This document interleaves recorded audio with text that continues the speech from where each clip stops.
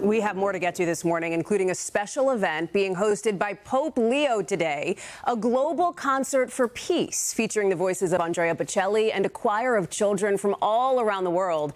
Our nightly news anchor, Tom Llamas, is there. He's joining us now. Tom, good morning. You have the privilege of being at the Pope's summer residence. It's incredibly exciting. Give us an idea of what we should expect today.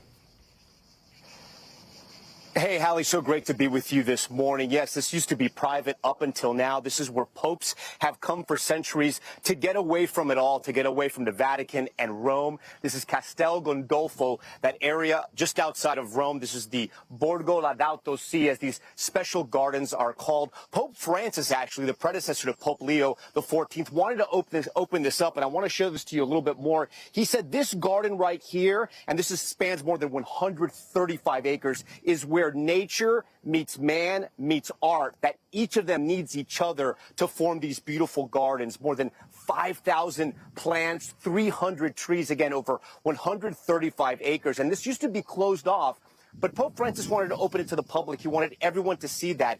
And in that effort, Pope Leo XIV is doing the same. And so now he's hosting a concert for peace. And I want to show you exactly where this is happening. It's going to be with Andrea Bocelli and a choir of more than 160 children from war-torn areas all over the world, including parts of underserved communities in Italy as well. We're getting a sneak peek of this concert for peace right now. You'll notice that yellow chair right there, Hallie, that has a cover over it. You can imagine who's going to sit there. That'll be Pope Leo XIV. And if we can walk over here a little bit, right here will be the choir of 160 singing with tenor Bocelli.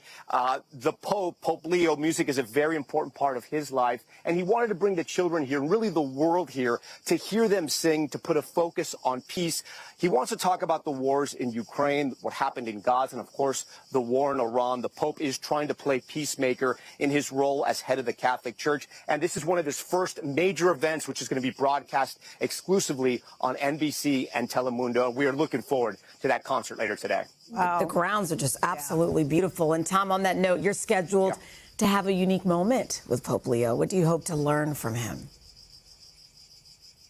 You know, there's so many questions to ask, Chanel, right? There's so much going on in the world right now. But most importantly, we have the world's first American Pope, and we have an American president. And at times, the American president, President Trump, of course, has come after Pope Leo. So I'm curious about that relationship. It's been reported that they have yet to actually even speak on the phone. I'm going to try to see if that is still the case. Of course, Secretary of State Marco Rubio and the Vice President have met with Pope Leo, but the head of the United States and the head of the Catholic Church have yet to meet, and they're both Americans. So I'm curious about that relationship and also what else he wants, how he hopes to bring peace across the world. He brought President Zelensky here from Ukraine to try to hammer out some type of peace deal, to give them some type of guidance to make peace with Russia. And also migrants all over the world, not just in the United States, but here in Europe as well, have been a big push for the church in trying to fight for them and to make sure that they're treated with human rights. So we hope to see what the Pope will tell us, and we hope to see what he says here, I should say, in this beautiful concert. We will be watching. We're glad to have you with us this morning. Thank you, Tom. You can watch Pope Leo's Concert for Peace today, 1 o'clock Eastern, right here on NBC. And Tom will share his visit with the Pope tonight on Nightly News. Hey, thanks for watching. And don't forget, you can catch the Today Show every morning on NBC, or take Today when you're on the go. Just follow the Today podcast on Apple Podcasts, Spotify, or wherever you listen.